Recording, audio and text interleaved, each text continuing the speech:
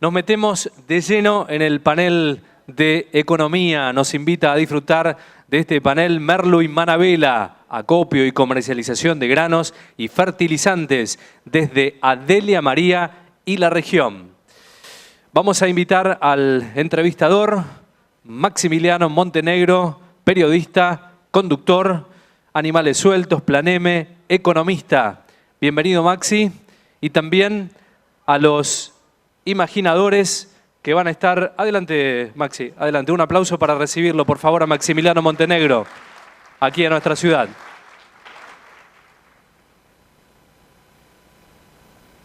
Invitamos a los imaginadores.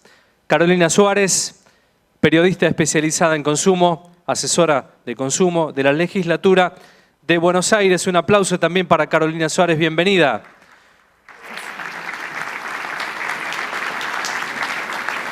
Claudio Suchovicki, analista económico y financiero, gerente de desarrollo de la Bolsa de Comercio de Buenos Aires. Bienvenido, Claudio, a la ciudad. También un aplauso para recibirlo. Matías Tombolini, economista, presidente del Consejo Económico y Social de Buenos Aires, docente de la UBA. Matías Tombolini, bienvenido a la ciudad y un aplauso para recibirlo. Maximiliano, Carolina, Claudio y Matías, el tiempo de ustedes. Adelante. Bueno, muchas gracias a la gente de FADA por la invitación. La verdad que es un gusto estar acá en Río Cuarto participando de este congreso Imagina Solo Juntos y además con estos expositores.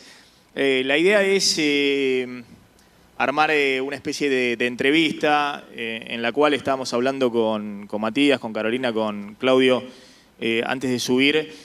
Podemos hablar un poco del corto plazo en la Argentina, es decir, la semana que viene. Podemos hablar después del mediano plazo, es decir, hasta agosto. Y por ahí hablamos del largo plazo entre agosto y octubre. Pero después tal vez podemos, y sobre todo aprovechando a estos expositores, tratar de imaginar en ciencia ficción el escenario de 10D, es decir, después del 10 de diciembre, que ya no sería el largo plazo en la Argentina, sino sería la dimensión desconocida, digamos, una especie de escenario que está entre la ciencia ficción y el todo puede pasar. Pero me interesa que después vayamos ahí y tratemos de imaginar qué puede, justamente haciendo honor al nombre del Congreso, qué puede suceder en la Argentina. Después de todo, no es tanto tiempo en nuestras vidas pensar después del 10 de diciembre.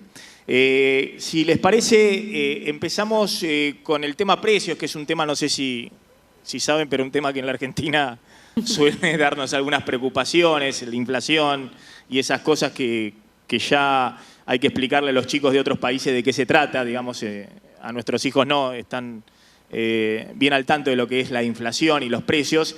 Y voy a utilizar como disparador lo que ha sido un trabajo muy interesante que hizo FADA con los economistas de la Fundación, que es este trabajo del costo de algunos productos básicos. Sí. Ahí están viendo ustedes... y son tres productos esenciales justamente de nuestra canasta básica, tres productos que justamente no han estado muy cuidados para el consumidor en los últimos tiempos, pero fíjense, es muy interesante porque muestra cómo se multiplica el precio que le pagan al productor hasta lo que termina pagando el consumidor en góndola, 3,2 veces en el caso de la leche. En el caso del pan pasa desde el insumo básico, desde el trigo, hasta la panadería, 7,2 veces. Y en la carne, 1,7 veces. Me parece interesante este trabajo después porque se desagrega la estructura de costos, se ve claramente la incidencia del costo impositivo en el costo total, así que bueno, después lo tienen ahí para consultarlo, se los recomiendo. Empecemos con Carolina, que es especialista en consumo, y bueno, para que nos cuentes, Carolina, un poquito cómo estás evaluando lo que ha sucedido en los últimos tiempos con los precios y por qué hay palabras que nos resultan conocidas, además de la inflación, como los gobiernos que vienen con una idea grandilocuente de cómo terminar con la inflación, terminan hablando de del precio esencial o el precio cuidado, o cuánto va a estar el mes que viene en precio cuidado en la góndola el litro de leche o el kilo de pan, algo que hemos visto ya en la última década en el gobierno anterior y también en este gobierno. 2016 comenzó justamente con 180 productos de precios cuidados y se decía que era tal vez la única prórroga que iba a existir de un programa que se había establecido en el gobierno anterior, que había llegado a 560, casi los productos que teníamos y tenemos en la actualidad. ¿Y esto qué marca? Prácticamente que no se pudo lograr no solamente vencer la inflación, sino encontrar un precio de referencia. ¿Querés hacerte hoy, viernes, una hamburguesa y buscas el pan y la carne para hacer la hamburguesa? ¿Qué sale más caro? O históricamente, ¿qué salió más caro? ¿La carne o el pan? ¿No? Hoy te encontrás que no sabes primero cuánto sale el producto en sí, pero y lógicamente el precio del pan está por sobre la carne, ¿no? Eso es lo que le pasa a los argentinos. Los precios de referencia no se han logrado entender.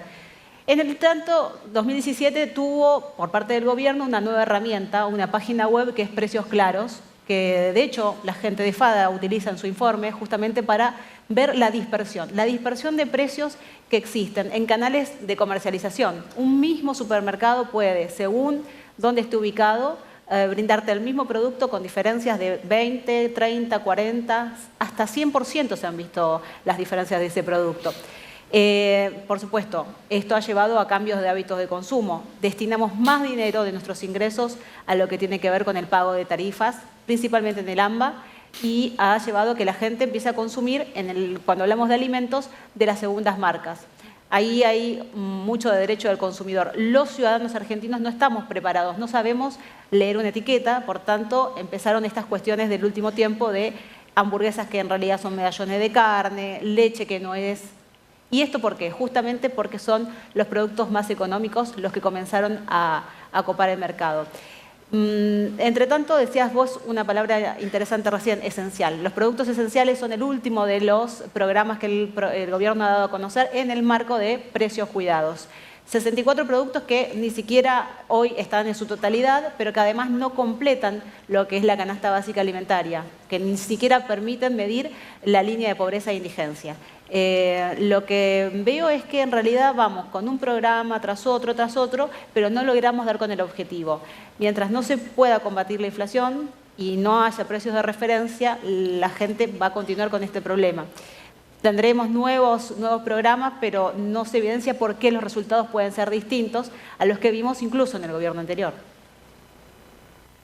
Claudio, si querés, hablemos un poquito de la perspectiva en base a lo que ha dicho Carolina, justamente que el problema de fondo es la inflación. Después vamos a hablar un poquito también de, estaba pensando esto que mostraba Fada y cómo los gobiernos dicen, pero bueno, si no le están pagando nada al productor y el consumidor, todo el excedente del consumidor se lo lleva a alguien, digamos, porque está pagando carísimo los productos, ¿cómo hacemos para acercar el productor al consumidor? Y últimamente no solamente hay algunos proyectos de los gobiernos, que es ir con el tráiler del mercado central por los barrios, del gobierno anterior y este gobierno, sino que también ahora el mercado está pensando cada vez más con el cambio tecnológico cómo generar directamente la conexión entre el productor y el consumidor y tratar de ahorrarse muchos pasos en la cadena de comercialización, de intermediación y también de impuestos, ¿no? Pero bueno, vamos a lo tuyo. ¿Cómo estás viendo en los próximos meses este escenario en el que todo está tan confuso, no solamente la economía, sino también la política? No tengo idea. Bueno, pasamos a Matías, que habla de política, y volvemos a la economía. Te expreso dos cosas de haber escuchado. Primero, yo soy uno de los que se equivocó en el proceso. Si vos me entrevistabas hace un año, yo te decía que a esta altura del año vamos a estar mucho mejor de lo que realmente estamos. Cuando me miro y digo, bueno, Claudio, ¿por qué te equivocaste tanto? ¿Dónde basabas tu optimismo que finalmente no sucedió? Entonces, Es que no querían que escuchen. No quiere que lo escuchen. Bueno, ¿dónde me equivoqué? Y ahí el proceso es, cuando agarro cualquier empresa de ustedes, un productor más o menos promedio, si yo tengo que fabricar este vaso, ¿cuál es mi costo? ¿Cómo determino el costo? Y la verdad es que tengo un tercio de tipo de cambio, un tercio de tarifas de servicios y un tercio salario. Ahí me pregunto, Claudio, ¿por qué vos creías que iba a bajar la inflación si un tercio del tipo de cambio vale el doble, si las tarifas subieron más todavía, y además el salario este año todos están arreglando inflación más. ¿Qué me basé? Digo, claro, me equivoqué. Dicho esto, a partir de ahora, mirando para adelante, hay algo que voy a utilizar mucho en la charla de hoy. Mi charla dura 6 horas y 20 minutos. Les quiero avisar a ustedes dos. No, está bien. ¿Saben que vinieron a... No. Ninguno de nosotros va a poder modificar el pasado. Ninguno. Ya está. Pasó. Mirando para adelante y tratando de mirar para adelante. Digo, el dólar lo congelaron. Primer precio, cuidado. ¿Lo pueden mantener? Para mí sí. ¿Por qué? Tiene superávit comercial. Tienen la voluntad porque ahora el fondo te dejó hacerlo. ¿Y por qué el fondo te dejó hacerlo y antes no? ¿Sabes por qué? Porque para el fondo Argentina representa el 44% de su deuda. Porque Grecia le devolvió todo anticipado. De los países que prestó el fondo, el 44% es Argentina. Con lo cual necesitan que te vaya bien para cobrar. Dicho esto, ¿alguno de ustedes alguna vez, y los meto, yo sé que vos sí, quedaron rehenes de alguien que les debe plata? ¿Les pasó alguna vez de quedar rehén de alguien que te debe plata? ¿Sí? Y no lo tratás bien y lo llamás todos los días, che, ¿cómo te va? Y le seguís vendiendo igual. Un auspiciante que no te pagó, che, está bien, la familia, cosa que lo tenés cortito. Y al que te paga al día, ¿no le das bola? ¿Pasa o no? Pasa. Bueno, esos somos nosotros del fondo. Entonces, lo que te dio es la voluntad para que vos puedas controlar el tipo de cambio. Y tenés mercadería. Y todo el mundo te dice, una cosita más y... Porque después, y ahora no es crítica, sino también para que me entiendas desde mi punto de vista cuando te miro. ¿Alguien de acá tuvo BlackBerry alguna vez? ¿Alguien tuvo BlackBerry? ¡Wow! ¿Quién tiene BlackBerry hoy? ¿Nadie? ¿Nadie? ¡Wow! ¿Quién tiene WhatsApp? ¿En cuántos grupos están? ¿20? ¿Cuánto tiempo tarda en llegarte el mismo chiste o el mismo meme en los 20 grupos a la vez? Imagínense lo que es para un operador financiero hoy. Corralito, corralito, corralito, corralito. Explota todo, explota todo, explota. ¿Viste lo que dijo Maxi a la noche? ¿Viste lo que dijo Maxi Manuel? Imposible. No importa si es verdad. No importa si es verdad. Dicen cualquier, no importa. Nadie saca el trabajo, ¿ver? Entonces empiezan todos. No, todos los plazos fijos se van a ir y van a comprar todos dólares antes de las elecciones. ¿Podemos ser tan ingenuos de pensar que alguien va a tomar la decisión el día antes de la elección? ¿Espero el último día para tomar una decisión? ¿O el que quiere hacerlo hace? Tengo 30 años de mercado. No esperás el último día. Vas viendo la secuencia y el que quiere ir se va. Bueno, dale, todos los plazos fijos se van a dólares. Bueno, ¿cuántos plazos fijos hay? Maxi, ¿cuántos plazos fijos hay en el sistema? 300.000 millones de pesos, más o menos. ¿Dólares cuánto significa? Redondo 20.000 millones de dólares, ¿no? 20.000 Subirlo un millones poquito de más. dólares. 20.000 millones. ¿Tiene el central eso? Pero las LELIQ, y la LELIQ, la contracara es el plazo fijo. De los 20.000, ¿cuántos se pueden ir? ¿Cuántos se fue en el 2001? En el peor caso de estrés. Y en el 2001 le prestaban a empresas, era mucho más complicado. ¿Cuántos se fueron de los depósitos? El 30%. Suponete que ahora se va el 30% como si fuese... Entonces, cuando empezás a ver técnicamente, no sé popularmente, yo entiendo que hay gente que informa y hay gente que me quiere influenciar porque tiene un interés político atrás, pero cuando lo miro desde el punto de vista económico, digo, la verdad que tiene para controlar el dólar. Dicho esto, tienen para controlar el dólar. Las tarifas las congelaron. Con lo cual, ahora que controles la inflación, me parece un camino un poquito más creíble. Basándome, yo me equivoqué, ¿no? Yo creí que antes también, pero era una esperanza. No tenía los datos. Hoy con los datos te digo, mirando para adelante, mayo empezó con 3, la inflación de abril 3, es probable que mayo debería empezar con 2, y. ¿Por qué? Porque también hay una recesión grande. El costo fuerte de esto es una recesión enorme. Cuando vos tenés una recesión, y el ejemplo que venía poniendo, Maxi, Claudio, ¿querés auspiciar mi programa? Dale, buenísimo. ¿Cuánto vale? 10. Tengo 5. Me decís, no, Claudio, vale 10. Bueno, chau, chau. No llegaste a fin de mes. ¿Y qué me vas a decir? Claudio, ¿5 tenías? Hay un punto donde tenés que vender, aunque sea pérdida, porque finalmente tenés ese contexto. Contestándote, creo que hoy están las variables económicas y financieras para decir que empieza a bajar un poco esa expectativa inflacionaria. Es que recordaba, Claudio, cuando te escuchaba, cuando vos me decías, bueno, ¿cuántos plazos fijos? Cuando vos me preguntabas, Maxi, ¿cuántos plazos fijos hay? Bueno, ¿y cuántos dólares hay? Recordaba la voz de Federico Sturzenegger, que fue presidente del Banco Central, no sé si se acuerdan, que me decía, Maxi, ¿cuántas LEVACs hay? Hacé el cálculo en LEVACs, en pesos. ¿Y cuántas reservas tengo en el Banco Central? Digamos, y haceme el cálculo y vas a ver que si vienen a ¿Cuánto buscar... valía el dólar? Bueno, por eso, el dólar valía 20, tenías 50.000... ¿Cuánto vale hoy? No, pero tenías mucho menos en términos de dólares, mucho menos LEVACs de lo que tenías de las reservas. Y en última instancia, si subía el dólar... 60.000 palos había de LEVAC. Se iba a licuar. 60.000 millones de dólares había de LEVAC. Pero por eso, a ver, el cálculo era así. Si vos subías el dólar, lo subías 20, 30%, la cantidad de LEVACs que había dando vuelta los equilibrabas perfectamente con las reservas que tenías. Es decir, no era necesario subir 100% el dólar para equilibrar. Y me decía, mirá, es más, van a perder mucho lo de las LEVACs, les voy a dar con el dólar, les voy a sacar de las manos todas las LEVACs. El tema de la Argentina no es hacer la cuenta de cuánto tengo de los dólares y cuánto tenés para correrme, sino que cuando te empiezan a correr se genera una dinámica que es muy complicada y es una dinámica que nadie quiere. Por ejemplo, la dinámica típica de cuando empiezan a correr pesos a dólares, que tiene que subir mucho la tasa de interés. Y la tasa de interés hoy está en 70%. Retirás pesos del mercado cuando vendés los dólares para que te compren con esos pesos los dólares que vos estás vendiendo y demás. Es decir, se genera un escenario donde empieza a temblar el presidente en el sillón, el presidente del Banco Central. Se empiezan a desesperar porque se profundiza la recesión. Es decir, una situación donde entiendo perfecto. Nadie quiere que se llegue a esa situación. Entonces, pero voy a la pregunta, Vos tenés la última palabra, pero déjame, te tengo que interrumpir ahí. Sí. Baja el micrófono. Yo te entrevisto a vos. No, pero pará. No, pará.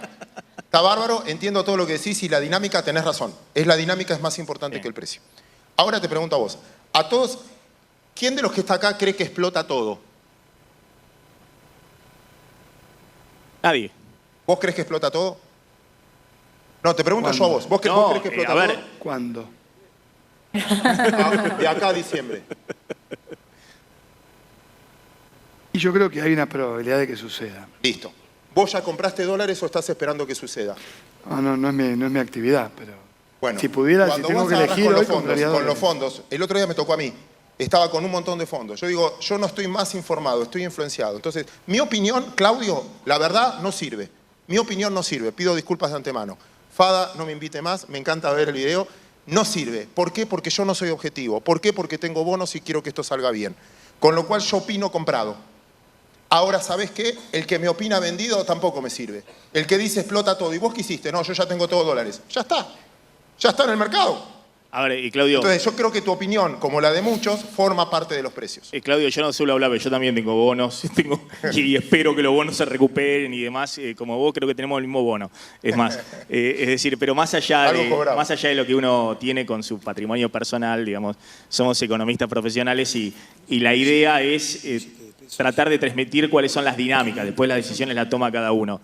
Y voy a ese punto.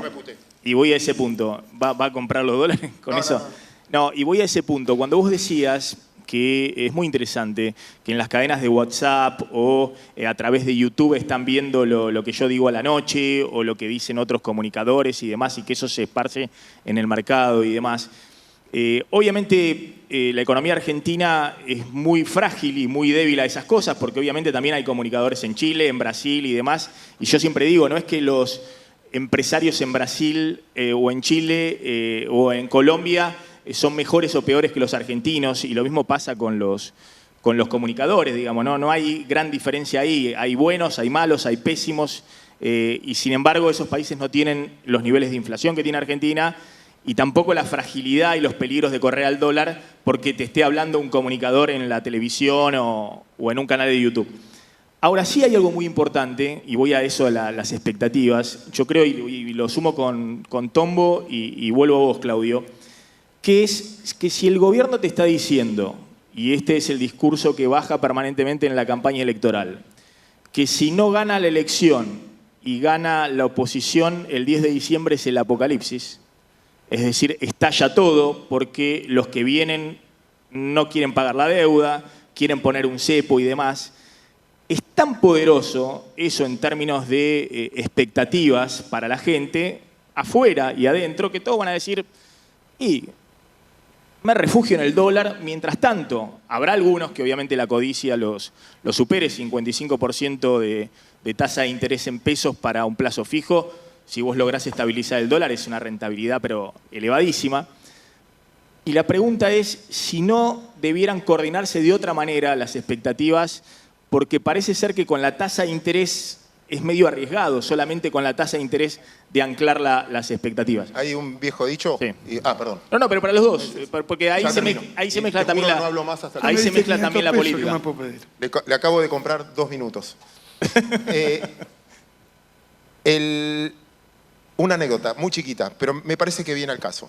Hay un viejo dicho económico que dice que cuando tu única herramienta es un martillo, todos los problemas lo ves como clavo. Y esa es la tasa de interés para el gobierno. Pero yo también no tengo que tomar eso. ¿El gobierno qué me tiene que decir? Es como, yo te voy a comprar el departamento. ¿Vieron que uno va a comprar un departamento? Bueno, no es habitual, no es que uno lo hace todo el tiempo. Pero vos vas a comprar algo y el vendedor te dice, pero esto es buenísimo. Y vos decís, ¿para qué lo quiere vender si lo ama? Y no necesito la plata, lo hago por... Y el comprador, pero esto es un desastre, mirá, tiene humedad. Entonces yo entiendo que la oposición tiene que decir esto explota y el oficialismo tiene que decirte si vienen ellos es Pero peor. no lo dice la oposición hoy, ¿eh? Ojo que están todos muy preocupados respecto a cómo viene. La oposición no está diciendo... Hoy no es la oposición del 89, que cuando estaba el peronismo, yo creo que porque creen que pueden llegar al poder, pero en el 89 Alfonsín estaba en una situación dramática y el peronismo iba a Washington a decir que el dólar no tenía que estar alto, tenía que estar recontra alto y que no se iba a pagar la deuda. Hoy fíjate que eso no está ocurriendo. Sí hay un discurso, desde, obviamente, basado en lo que ha sido el pasado de esa oposición hoy, que si no gana el actual presidente, la Argentina es el apocalipsis desde el punto de vista económico. Sí. Bueno, creo que es una estrategia. Pero voy a la anécdota. Para descontextualizar, no somos el ombligo del mundo, eso es lo que quiero mostrar. Mi trabajo, actualmente, el que me paga el salario, yo estoy como secretario de la Federación Iberoamericana de Bolsas. A todos, quiero decirle a todos, a la política también, les está llegando su Uber. Vos sos un emergente de la nueva política, que a un político tradicional sos el Uber de ellos. En muchos, a todos, a nosotros también. Porque nos estamos muriendo si no hacemos algo, porque el avance tecnológico nos desplaza. O sea, la gente va a comprar acciones y bonos por otro lado. Entonces nos juntamos todos habitualmente, por suerte me toca ser el secretario, y el otro día, de joda, fuimos todos a cenar. La última fue hace una semana en Lima. Entonces, el presidente de la Bolsa de Panamá dice, no, acá en Panamá tenemos un quilombo bárbaro. ¿Por qué? Pueden creer, el 5 de mayo iba a haber elecciones, las elecciones en Panamá y se presenta un tipo que está preso. ¿Lo pueden creer? Martinelli está preso y se presenta a elecciones. El presidente de la Bolsa de Brasil lo mira y dice, hermano, eso no es nada, me está jodiendo. Nosotros tenemos los 2 últimos presidentes presos y los 5 últimos gobernadores de Río de Janeiro presos. Y la próxima elección es Bolsonaro, Lula quizás de nuevo, preso. ¿Para qué? Lo escucha el de Perú. Ustedes me están jodiendo, ¿no? Nosotros tenemos los 2 últimos presos, el candidato opositor principal, Keiko Fujimori, presa, se pegó un tiro el último, y el prófugo el anterior, Toledo, el de Bolivia. Eso no es nada, muchachos, ¿de qué se quejan? ¿Y qué pasó en Bolivia? Lo miramos todos. ¿No saben? No. Evo Morales no puede ser reelegido por Constitución. Mandó un referéndum para cambiar la Constitución. Perdió. ¿Y qué hizo? Bolivia hace 4 años se empezó a llamar República Pluriplural de Bolivia. Y él dice que ahora se presenta de este país nuevo, que antes era presidente de Bolivia. Es verdad, no estoy jodiendo, no es un chiste. Entonces vos decís, Argentina, bien, zafando, porque Trump cambió todos los mercados por un tuit, tiene 18% de popularidad. Macron, el de Trudeau, el de Canadá.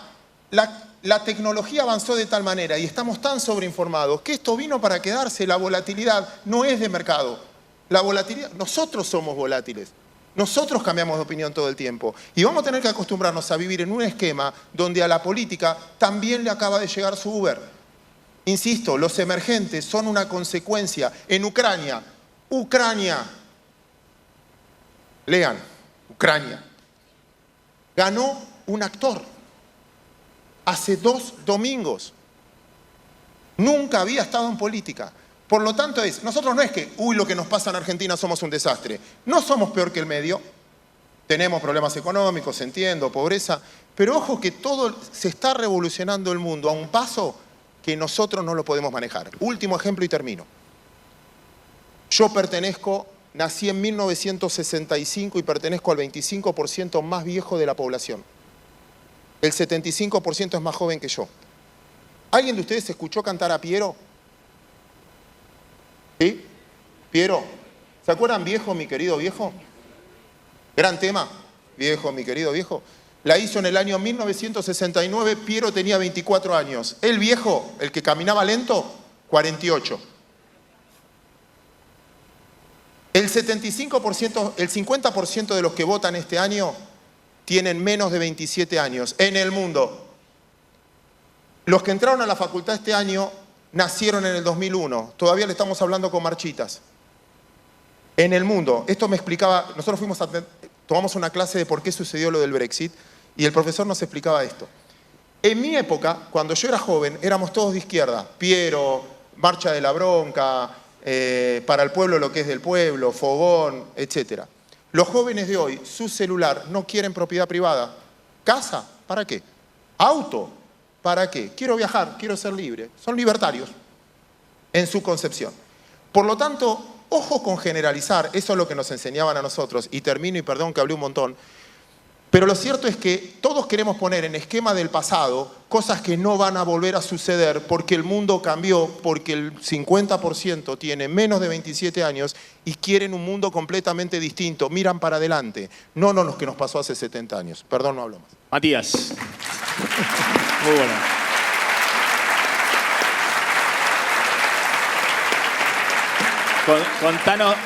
Contanos tu visión un poquito de esto que estábamos hablando con Claudio y después vamos a hablar un poquito de cómo cambia el mundo y cómo puede cambiar la Argentina mirando hacia adelante, ¿no? El mundo cambia, Argentina, los problemas que tenemos son lo mismo de hace 40, 50 años. Sí, la verdad es que me parece que la Argentina enfrenta problemas distintos de los que enfrenta el resto del mundo, porque con independencia de que coincidimos en el mínimo común denominador de la transformación tecnológica y el impacto que eso tiene en la vida de cada uno de nosotros cotidianamente. Y por supuesto podemos brindar un montón de ejemplos, y Clau nos dio un montón de ejemplos que hacen sentido en nuestra vida cotidiana. Lo cierto es que al mundo no le pasan cosas que a Argentina sí le pasan. Y Argentina tiene una inflación, y tuvo una inflación el mes pasado, 3,4%, que fue solo un poco menor que la inflación promedio que tuvo ese mismo mundo, pero durante todo el 2018. La inflación promedio en el 2018 fue 3,72%. 3,72%. Y en Argentina, 3,4% solamente el mes pasado. Todos los países, que nos contaba Claudio, que tienen a los políticos en las páginas de judiciales, está claro que tienen eso, pero la percepción del resto del mundo de esos países indica que el riesgo país, que es una buena manera de saber si te creen o no en el resto del mundo, es 1/5, 1/7 o 1/4 de lo que es en Argentina. Y por lo tanto, no es exactamente, por lo menos desde mi punto de vista, la situación comparable. Y tal vez el meollo de la cuestión, respecto de la volatilidad, me parece que es excelente el ejemplo que dio Claudio. La volatilidad llegó para quedarse, es un dato de la realidad. Sí creo que en la Argentina hay un problema enorme respecto de la demanda de dinero. Si yo a cualquiera de ustedes les doy un billete de 500 pesos, la mayoría probablemente elija con este billete de 500 pesos gastárselo. En todas las notas que yo hacía antes de entrar, ofrecía los 500 pesos de Claudio, y decía, no les aceptó nadie, y decía, bueno, si te doy 500 pesos, me lo gasto, si te doy $10, me los quedo. ¿Eso qué quiere decir? Que en la Argentina la demanda de dinero es cero, cero. No nos queremos quedar con los pesos. Y allí radica el principal problema que tenemos en materia de control de la inflación. no se va a controlar la inflación poniéndole la pata sobre la cabeza a un empresario, porque nunca funcionó, y tampoco congelando los precios, porque tampoco funcionó. De lo que se trata es de cómo reconstruimos la demanda de dinero. La diferencia que tengo, Clau, con vos, es que yo creo que no hay una cuenta estricta para hacer.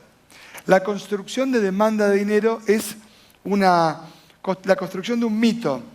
Esto es un mito, esto es una creencia que compartimos todos. Uno dice, bueno, ¿qué características tiene este mito? Por ejemplo, este mito está firmado. Tiene 2 firmas.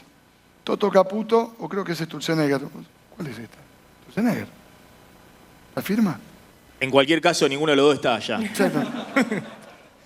Sturzenegger Uno duró un mes y el otro Gabriela duró 2 años. Michetti. ¿Quién cree en Sturzenegger y en Gabriela Michetti? Es la gente que firma los billetes que tienen ustedes en la billetera. No le creemos a los firmantes. También decir que todavía están circulando algunos billetes que tienen la firma de Vudú y de Banoli. Así, claro. para no politizarlo, claro. digamos que sí, claro, efectivamente, el problema no es un gobierno, sino es la institución, y de Banoli, que es la cara del Estado. No sé si de Marcó del Pont queda alguno. Era la firma del testaferro. Claro, No, era la de Vudú, pero todos impresos en la misma imprenta. Bien, lo cierto es que no le creemos al imprentero, entonces no creemos su producto. La construcción de una creencia compartida. El dinero, ¿qué tiene que cumplir para ser considerado dinero? ¿Y por qué no funciona el peso como dinero pleno en la Argentina? Tiene que ser medio de cambio, unidad de cuenta y reserva de valor. Es decir, tengo que poder nominar los precios en moneda local, tengo que poder pagar los servicios de Claudio en moneda local y Claudio tiene que querer ahorrar reserva de valor en moneda local. ¿Ahorrás en pesos? A esta tasa sí, te tienen que pagar un montón. Bueno, yo les diría que, excepto Claudio que sabe mucho, a mí que me toca dar charlas de economía con vecinos todos los días, cuando yo les doy a elegir pesos a tasa o dólares, la mayoría elige, perfecto, dólares. Elegimos dólares, porque el peso no funciona como reserva de valor. Y de eso hace 40 años que no funciona como reserva de valores. Es dinero imperfecto. Y digo esto, ¿por qué? Porque yo insisto que hay que entender que los pesos son un mito. El dinero es un mito, es una creencia compartida que funciona como una tecnología que nos permite, de alguna manera, coordinar las transacciones entre personas que no nos conocemos. Lo explica muy bien Harari en los 3 libros que él escribió. Esta idea del dinero como el mito más poderoso que la religión inclusive. Ahora, la construcción de este mito requiere fundamentalmente de confianza. La confianza, por supuesto, es una expresión de la credibilidad. Si el gobierno es creíble y es confiable, ganó la primera batalla que tiene que ganar para que existan las condiciones para que empiece a bajar la inflación. Y ni el gobierno anterior ni este generaron confianza y no son creíbles. Cuando el gobierno estaba generando algo de confianza, apareció el 28 de diciembre de 2017 y tiraron por la ventana todo lo que habían construido. Y la inflación que navegaba en torno de 25 puntos, que para la elección del 17 promedio era 20 puntos anualizados, empezó a subir. ¿Y qué es la confianza? La confianza es hija de ¿quién? De la reputación. ¿Y la reputación qué es? Es haber cumplido lo que te dije que iba a pasar. El gobierno, por supuesto, anterior no lo hizo y este gobierno la tiró a la tribuna en esa materia. De modo que el desafío más importante es volver a recuperar demanda de dinero. Como la demanda de dinero no existe, yo no creo, comparto más el concepto de Maxi que el de Claudio en este sentido, que podamos prever si va a haber o no, si esto explota o no. ¿Qué define si explota o no? Miren, a ver, la deuda argentina ya explotó, el riesgo país de la Argentina es técnicamente un riesgo de default. Nadie le presta nada a la Argentina, absolutamente nada. Claro, entonces como los mercados están cerrados, nos queda ver si explota o no explota por 2 lados. Inflación y dólar e inflación. Entonces Claudio te dice, esta tasa, que es la morfina que eligió el gobierno para contener al dólar, es una morfina que cada vez necesito de más cantidad para tener al paciente más o menos en la misma situación. Le agregaron, como bien decía Claudio, el principal acreedor dijo, che, no quiero que te presentes en convocatoria. Bueno, hagamos que la zona de no intervención sea zona de intervención y podés vender para controlar el precio del dólar. Ok. Pero si la cosa se espiraliza, ustedes no miran la tasa, ustedes no miran el fondo, se les agarra Quickie con lo poquito que tienen, van y compran dólares. Y además eso termina impactando en lo que vale el dólar y lo que creo que va a pasar con 2 tapas de diario. Y la manera en la que yo seteo mi expectativa de inflación está muy vinculada a lo que creo que va a pasar con el dólar. Por eso yo no estoy convencido de que esté completamente pisado el valor del billete para adelante y de que podamos decir, después de que se desaceleró la tasa de inflación de abril respecto de marzo, de que tengamos un panorama despejado. Porque la política tiene mucho para hacer, de lío, por cierto. Y por delante no está claro que las ofertas electorales que se vayan a presentar generen la tranquilidad necesaria, no para que el mercado compre o no compre, sino para que cualquiera de todos nosotros que tiene un ahorro, que tiene una indemnización o que espera, vaya de vuelta al dólar y eso recalienta el precio. De modo que, más allá de la cuenta, de los fundamentos que uno podría decir respecto del precio del dólar, la cuenta de cuánto hay, la otra cuestión es cuánto estamos dispuestos a pagar. Bueno, pero no tengo los pesos para convalidar un dólar de 52 mangos. No importa. Porque si de verdad creemos todos que algo vale un precio determinado, ese precio se convalida en el mercado. De modo que a mí me parece que la perspectiva respecto de inflación y respecto de dólar tiene que tener, bueno, algunas características que yo sumo, que es hasta que la Argentina no recomponga la capacidad de construir demanda de dinero, me parece que va a ser muy importante. Y hay alternativas para reconstruir la demanda de dinero. La primera es reconocer que somos un país prácticamente bimonetario. Sí, lo somos. ¿Esto quiere decir dolarizar la economía? Para mí no. Para mí dolarizar la economía es algo así como decir, me fracturé la tibia del peroné, bueno, me corto la pierna. Eso no quiere decir que haya que olvidarse que pensamos en 2 monedas en la Argentina. Tal vez habría que pensar, voy a ser políticamente muy incorrecto. ¿Qué pasaría si en la Argentina pensáramos en buscar herramientas para combatir la inflación que ya funcionaron? Que no quiere decir, digo, políticamente incorrecto, tal vez porque esto de ser nuevo, salir del economista tradicional y ser nuevo en política me permite no estar casado con las etiquetas. Corrernos de las etiquetas tradicionales.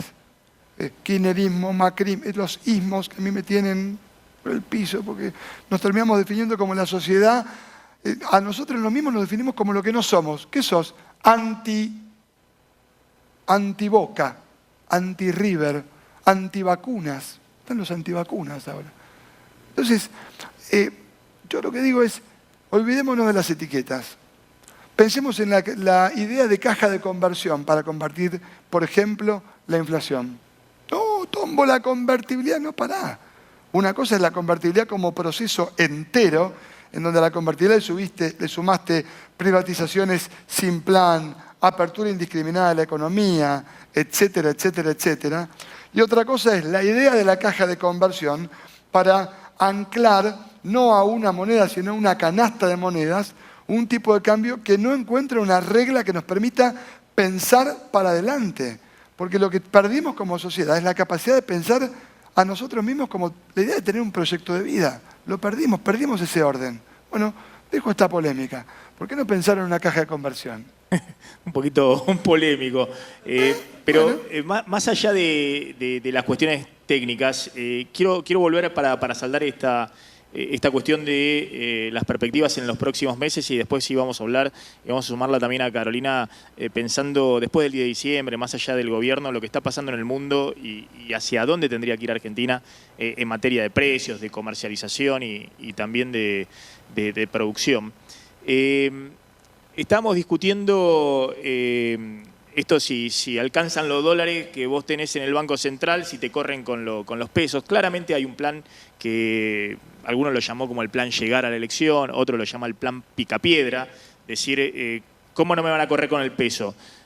Bueno, le saco todos los pesos que tienen en el bolsillo los argentinos para que no me corran con el peso, que es lo que fue el apretón monetario. Derrumbo el crédito que hace poco más de un año, en el 2017, crecía a tasas del 30-40% anual, hoy está en menos 10%. Digamos, hay un derrumbe absoluto del crédito, no hay crédito para nadie, para el consumo, para tarjeta de crédito, obviamente créditos para la inversión, para el comercio. Devuelvo un crédito. Pero ¿por qué no hay crédito? No es algo que es una consecuencia no planeada, sino no hay crédito para que no me corran al dólar.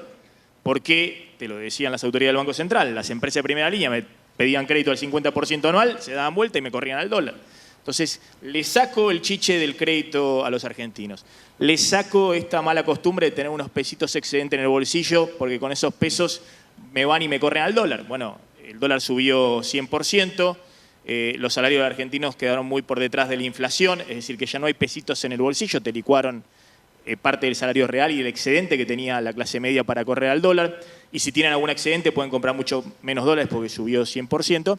Sí está el stock de estos ahorros, que son los plazos fijos más los bonos en pesos, que tienen pequeños, medianos y grandes inversores, sobre todo depósitos de más de 1 millón de pesos, que crecieron mucho por las tasas de interés, si me van a correr o no al dólar. Hago la cuenta de los dólares que tengo en el Banco Central, digo, bueno, me alcanzan esto que el otro, pero digo, ojalá que no me corran, porque hoy lo estabilicé diciendo, tengo esto, no me corran, pero tengo la tasa arriba del 70%, porque no es que solamente me creen con tengo esto, sino tendría la tasa en el 50 o en el 40. Es decir, tendría una tasa más en línea con la inflación y no 35 puntos arriba de la inflación esperada en los próximos 12 meses. Se prevé para los próximos 12 meses, no para la inflación del año, 35% de inflación, tengo una tasa arriba del 70%. Entonces tengo un problema muy grande de confianza.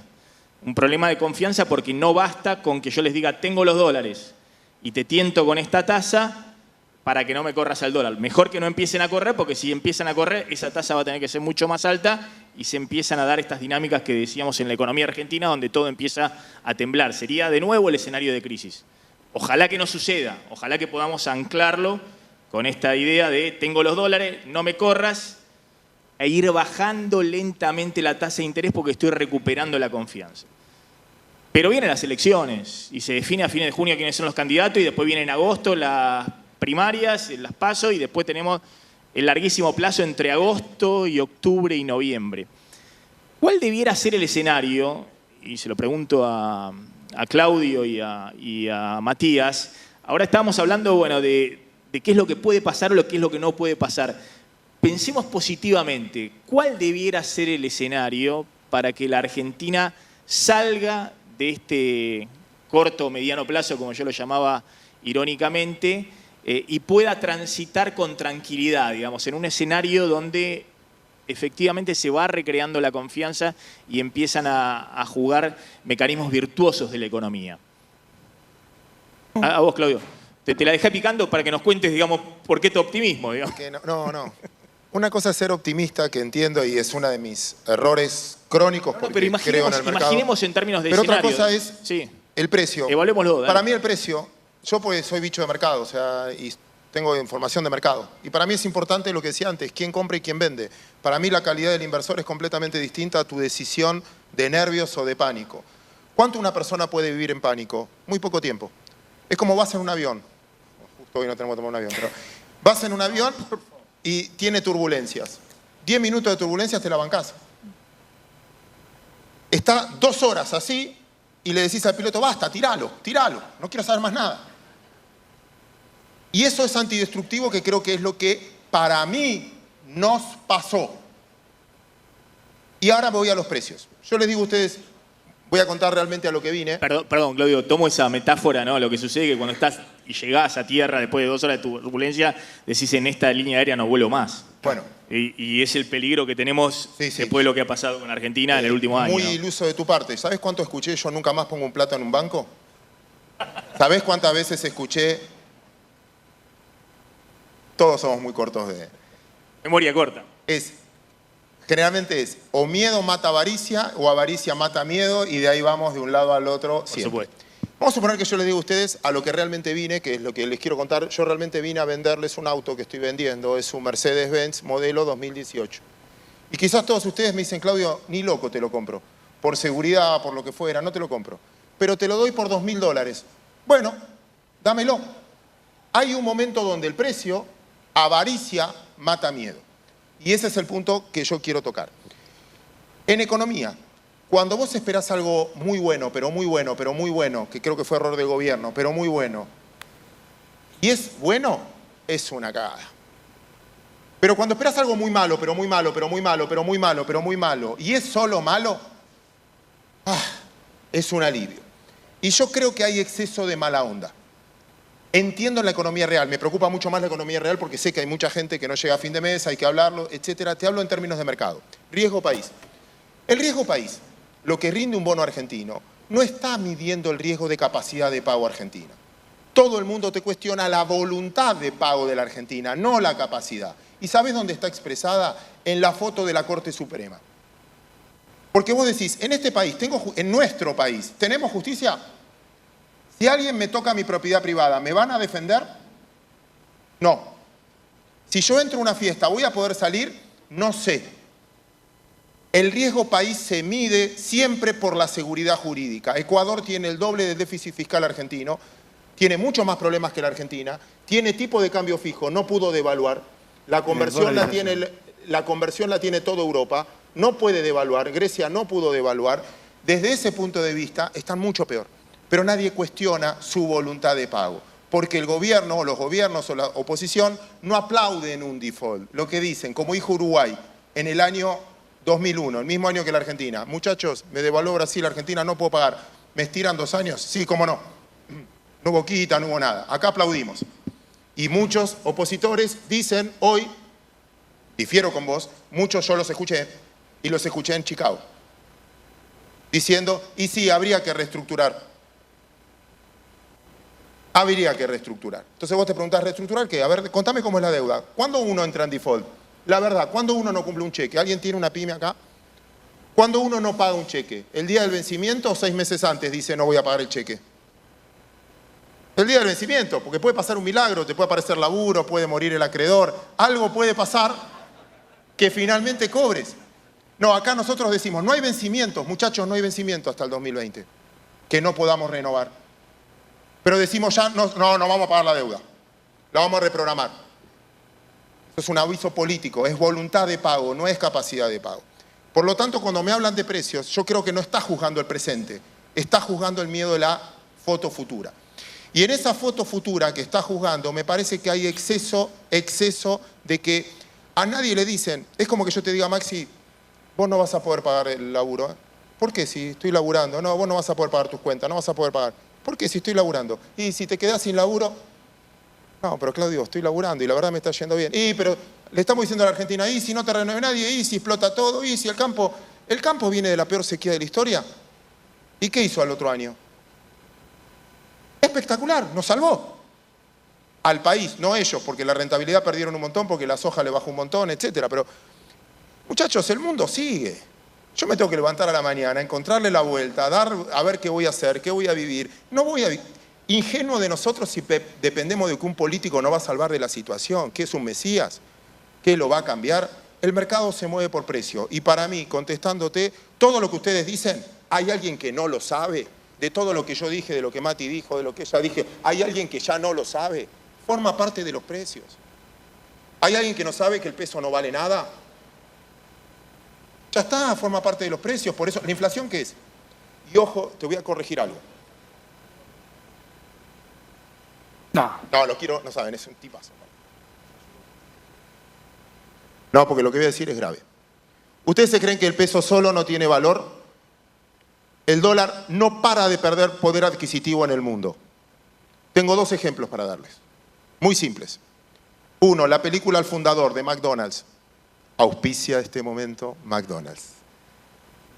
El McDonald's, el cuarto de libra, nació en 1969, lo pueden ver en la película. ¿Cuánto valía un cuarto de libra? Un cuarto de libra. 25 centavos. Y pesaba 25 centavos. Y valía más que el pan. Muy bueno el ejemplo. ¿Cuánto vale hoy? $5. Mi mamá, Idi Yemame,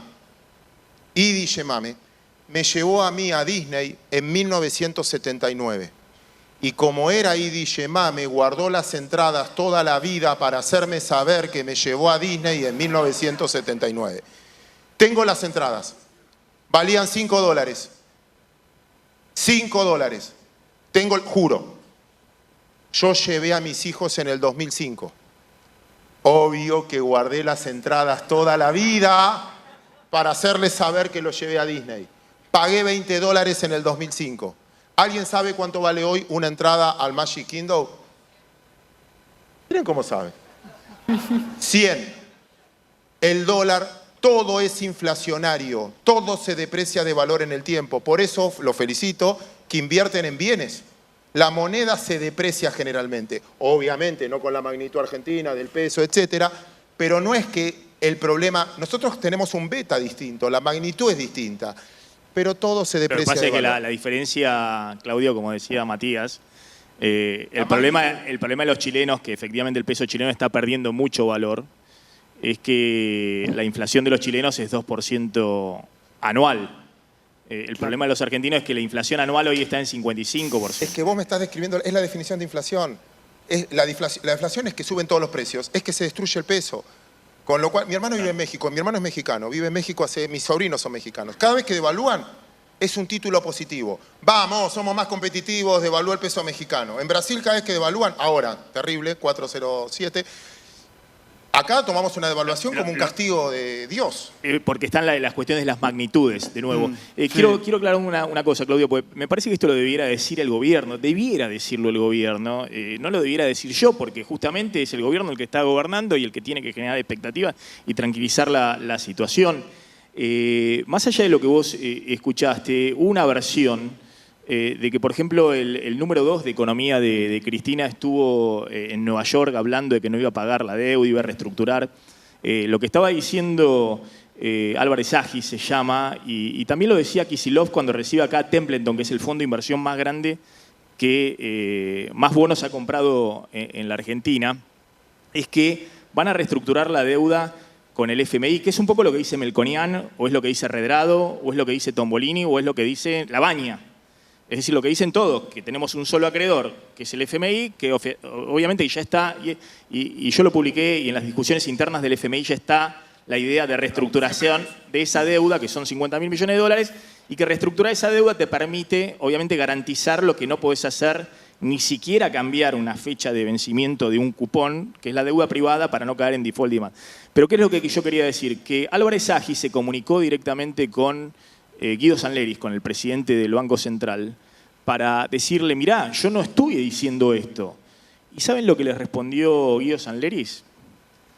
Estoy contando una infidencia, pues estoy contando algo que tiene que ver con lo que yo creo que es una irresponsabilidad en el manejo de lo que está sucediendo con las expectativas, y por eso le atribuyo responsabilidad al gobierno. Uno puede querer responsabilidad de la oposición, porque en general las oposiciones siempre son irresponsables. Vos sos irresponsable, Matías. Sos oposición. Los que uno espera que tengan mayor responsabilidad son los que tienen la responsabilidad de gobernar. Le dijo, esas versiones que echó a rodar alguno desde adentro, yo jamás las creí, ni te calientes en aclarármelo, diciendo que estaba pasando factura adentro. ¿Qué quiero decir con esto? Que yo entiendo que, y vos hablás todo el tiempo con financistas y demás, y que haya mucho temor si Argentina va a pagar la deuda o no. Y si va a haber voluntad de pagar la deuda o no. Necesito corregirte. El financista lo que te dice es si va a haber libertad o no libertad. Bueno, no está en juego, es un juego de libertad. Que es la otra cuestión, del control de capitales y demás. Perfecto. Lo que yo creo es que no se puede potenciar en una campaña electoral coyuntural las debilidades de la economía argentina haciendo campaña diciendo que los otros no van a pagar la deuda y que tienen que salir los otros a aclarar que sí, porque saben, obviamente, que si llegan al gobierno y llegan a caer en default es un caos. Nadie quiere llegar al gobierno para después no poder gobernar. Entonces, pero esto no lo debiera decir yo, o este tipo de cosas no lo debiera decir yo. Álvarez Agis lo conoce como Kicillof, lo conocen de toda la vida al presidente del Banco Central, que se llama Guido Sanleris. Iban a la facultad juntos y militaban juntos y demás.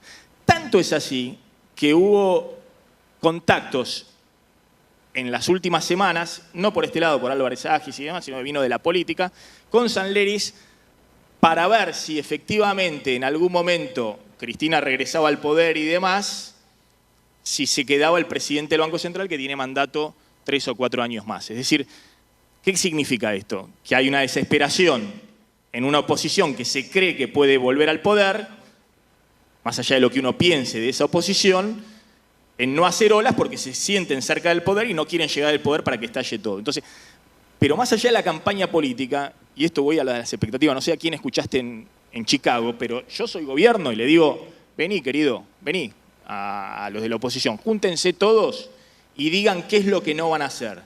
¿Quieren reestructurar la deuda con el FMI? No hay problema, lo dijo Melconian, júntense con Melconian, es más, salgan juntos a decir que son los que quieren reestructurar. Ahora, ¿van a pagar o no van a pagar la deuda? Díganlo porque a mí me sirve para anclar las expectativas, nos sirve a todos los argentinos, más allá de un gobierno coyuntural. Bueno, yo, por supuesto, no tengo nada que ver con el kirchnerismo, pero creo que es importante dejar claro que todas las fuerzas políticas, salvo, no sé, el Partido Obrero, se han manifestado en función de cumplir con las obligaciones que la Argentina tiene y la mayoría, parte de Cambiemos también, expresa la necesidad de reestructurar el acuerdo con el fondo.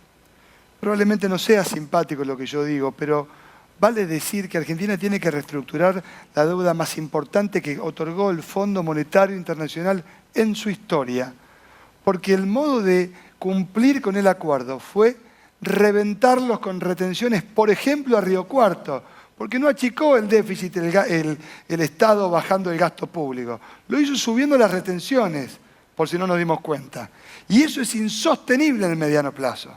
De modo que puede uno tener un optimismo en función de cuestiones que son absolutamente opinables, o lo que se pueden agarrar son los números y ver si la Argentina es sostenible o no pagando este volumen de deuda tal y como está establecido el cronograma de vencimientos. Sí, hay una manera, seguir reventándolos con retenciones y sin que la política del esfuerzo que tiene que hacer. De modo que los números están diciendo que el optimismo, bueno, hay que cruzarlo con algo más que buenas intenciones. Yo difiero, Claudio, con vos respecto a la percepción del riesgo país. Porque, claro, el riesgo país es, vos sos un hombre de mercado de toda la vida y seguramente conoces a algunos, claramente nadie conoce a todos, porque si conociéramos el comportamiento de los mercados a futuro, no estarías acá dando una charla, serías multimillonario y te pediríamos... Lo tendríamos acá por Skype en la claro, pantalla. Lo tendríamos por Skype sabiendo no se hubiese tomado el avión, bajado, sabiendo lo que va a pasar. El riesgo país es una cuenta que tiene que ver con lo que rinden los bonos. Y lo que rinden los bonos está asociado a un montón de variables que son de carácter subjetivo. Y el mismo gobierno que hoy tiene un riesgo país de 921 puntos, llegó a tenerlo de 300 y pico. Y esa cuenta se establece, y ese rendimiento se establece por la percepción que la Argentina ofrece o tienen de la Argentina respecto de la capacidad que tenemos de pagar. No depende de la oposición o del oficialismo solamente. Claramente hay proyectos que tienen mayor vocación por proteger la propiedad privada que otros. Hablando de proteger la propiedad privada, cobrarte impuestos desorbitantes no es muy amigo de la protección de la propiedad privada. Y esta gestión está con una presión fiscal que es la máxima en 10 años. Hablando de propiedad privada. Entonces, digo, para ver un poco lo que viene, lo que hay que tener en cuenta es cuáles, y leamos las propuestas de todas, porque yo tengo un partido en la ciudad, sí, estoy alineado por ahí en la Alternativa Federal, con Schiaretti, pero para poner la referencia local, pero me parece importante leer la propuesta que nos hacen para ver cómo proponen pagar las cuentas. Porque, digo, si vos no querés reestructurar con el fondo, decime dónde vas a recortar en la política y qué impuestos me vas a subir. Hasta acá, el costo lo pagó siempre el sector privado con suba de impuestos. A ver, tendremos 8 minutos más, entre 6 y 8 minutos más, pues me parece interesante, aprovechándolos, teniéndolos a Carolina, a Claudio y a Matías, esto que yo había prometido, y veo que también hay muchos chicos jóvenes, qué está pasando en el mundo, lo que significa el cambio tecnológico, y más allá de quién gana, quién pierde, qué pasa. Mira, me pusieron 8 minutos, ahí me lo clavaron. Vamos. Imaginemos, digamos, si alguna vez eso que está pasando hoy en el mundo, que es impresionante lo que está ocurriendo, puede llegar a la Argentina. Y empiezo por vos, Caro, con el tema este que hablábamos, ¿no? Que hablamos del precio del productor y el precio del consumidor, ¿no? Y todo lo que significa hoy la comercialización no tradicional. Hoy hay una revolución en la comercialización y en el retail y bueno, todos los que, o muchos de los chicos que están acá ya no compran, no van al comercio a comprar algo, sino que lo hacen a través de sus celulares y demás. ¿Ves que eso puede cambiar de alguna manera esto que estamos viendo, de que FADA hace los informes y dicen, miren, no recibe nada el productor y paga carísimo el consumidor? Seguramente cuando Claudio se reúne con los representantes de todos los países debe hablar de muchas cuestiones, pero es un país especial el nuestro. A la mañana nos despertamos, vemos la temperatura y dónde van a ser los cortes, ¿no? Cada día. Tenemos aplicaciones para ver dónde comprar, páginas web, grupo de WhatsApp. La verdad que si le explicás a alguien que viene de afuera resulta interesante, ¿no? Volvemos a la compra comunitaria, digamos, al trueque, a los viejos tiempos. Compra comunitaria. El rubro de alimentos fue el que más cobró protagonismo este año en el hot sale. La verdad es que comprar alimentos en un mayorista se ha vuelto la mejor forma de ganarle a la inflación. El que no puede comprar acciones o que no está acostumbrado, sabe que si compra latas de arveja le gana la inflación y que no pierde plata. Si la gente buscaba por internet en el hot sale comprar azúcar o yerba, porque efectivamente podía comprar en cantidad a un precio muchísimo menor del supermercado o del comercio tradicional. Las madres esperaron al hot sale. En un día de ventas de hot sale de pañales se vendieron lo que equivale a 2 meses. Fue el primer día de ventas. Es el detalle. Entonces la gente se empieza a adaptar a lo que sucede, a lo nuevo. No se entiende cómo va a evolucionar o qué va a pasar. Fíjate, vuelvo al programa Precios Cuidados. Hasta septiembre del año pasado vos sabías que comenzaba y hasta que finalizaba durante 4 meses, los productos que entraban o eran parte del programa se mantenían sin cambios. Desde septiembre del año pasado, no. Y eso te marca algo también. El gobierno te está diciendo algo. Te está diciendo que los aumentos se van a dar, porque no me puedo alejar mucho de la realidad. ¿Por qué? Porque precios cuidados, ¿qué son? Precios de referencia. Entonces me está dando la señal de que, bueno, no voy a poder cumplir con los precios cuidados. Estoy hablando de 600 artículos de 20.000 que se comercializan, ¿no? Voy a los precios esenciales, todavía no los tenemos todos, ¿no, Matías? De 64 que van a estar por 180 días, tuvieron que sufrir un impacto, un incremento. Hoy, si vas y empezás a buscar, vas a encontrar que este mes completo y tal vez el próximo, porque no hay ventas, los productos sean más bajos que los precios esenciales. Eso es lo que está sucediendo hoy. Repito, es un país muy especial que tenés que darle un manual a alguien que entra y que se encuentra con estas cuestiones. Fíjate que se conoció ayer la inflación del transporte de autocargas, ¿no? Un país que para llegar las cosas al ancho de lo que es el territorio nacional, aún lo sigue enviando por camiones. Fue del 66%. ¿La inflación de cuánto fue? El interanual, del 55,8%. O sea que la inflación de aquello que nos llega como bien y servicio, como producto, es superior a la inflación en términos generales. Muy bueno el dato, ¿eh? Muy bueno. Y eso es también la recesión, ¿no? El costo del mayorista que no traslada todo. 4 minutos, 2 y 2. Suchovicki, Tombolini. Chiquito, round y round. Este es el final, ¿eh? Yo, honestamente, quizás porque tengo hijos grandes ya, veinteañeros, le tengo mucha fe al futuro. A un cambio bastante... Quizás sea muy problemático para el empleo, no para el trabajo, veo una adaptación fenomenal, pero divido en tercios. Hay un tercio que tiene acceso y que vive en un mundo que le va bien, que es en todos lados. Hay un tercio que estamos, quizás a veces me siento en ese tercio, que son aquellos que nos cambiaron la tecnología, sabemos hacer algo que el público ya no quiere comprar. Entonces lo que yo hago, estoy preparado, estoy educado, sé hacerlo, pero lo que yo hago la gente no quiere comprar y me tengo que transformar, pero eso depende de mí. Cuando ves muchas fábricas que se cierran y vos decís, bueno, No, pero yo quiero que me mantengan, pero lo que estás haciendo, el gráfico. Y yo no lo compraba ya. Y decís, bueno, pero se cayó porque yo ya no lo compraba. Por más que lo hagas, hago algo que el público no fabrica. Y un tercio que obviamente está asistido y está muy bien, hay que asistirlo porque está fuera de la estructura. Ahí yo creo que hay que fomentar mucho la construcción porque es el que da laburo a alguien que no está tan preparado y hay que fomentarlo. Ahí yo, si haría política de Estado, fomentaría la construcción, no como hicieron los créditos UBA de propiedades usadas, porque ahí estoy transfiriendo riqueza de uno a otro, sino construir nuevas que generen empleo. Y el último caso testigo, y ahí termino mi tiempo, es el otro día nosotros somos un grupo de timberos, bolseros, que desayunamos siempre en el mismo bar, ¿no? Entonces nos juntamos todos, ¿no? Y discutimos, qué va a subir, qué va a bajar, etc.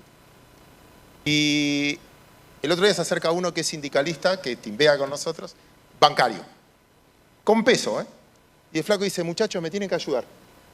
¿Qué pasó? Me tienen que enseñar un método de protesta nuevo. Hacemos paro bancario y la gente no se da cuenta. No va al banco. Saca plata del Pharmacity, no sé. Pero no va, mis hijos nunca fueron a un banco. Entonces, y vos ves las acciones de banco encima y decís, wow. Entonces yo creo que hay transformaciones, y cierro con un ejemplo que me gusta mucho usar, que es la historia del omelette. Cuando ustedes hacen un omelette de jamón, hay un animal que va a tener laburo permanente, que es la gallina, porque va a poner huevos y le vas a comprar todos los huevos. Pero hay otro animal que pone un compromiso mayor. ¿No? El que pone jamón, el chancho, que está corriendo, hay que agarrarlo. Y yo creo que en la economía de hoy va a haber gallinas y hay el que está poniendo el compromiso global. Matías. A mí me parece que lo que viene, más allá de lo que... Bueno, se cayó. Lo que viene, digo, me correría yo de la coyuntura pura y dura, habiendo chicos jóvenes. Yo sí soy muy optimista, como Claudio, respecto del futuro. Creo que... Ahí está. Viene un tiempo que no nos imaginamos. Hay dos palabras que me parece que resumen lo que está transitando la humanidad. Una es exponencialidad. Es decir, la manera en la que acumula capital la humanidad y en la que se dan las trayectorias de progreso no tienen precedentes en la historia humana. Piensen que éramos 1.500 millones de habitantes hace 120 años y hoy somos 7.300. Con menos pobres, que comemos más, hoy hay más gente que se muere por comer mal que por comer de menos. Hay más gente que muere suicidándose que en actos violentos, contando guerras y asesinatos en ocasión de robo. El mundo es completamente distinto de lo que era y va a transformarse cada vez más rápido. Por eso hablo de la exponencialidad.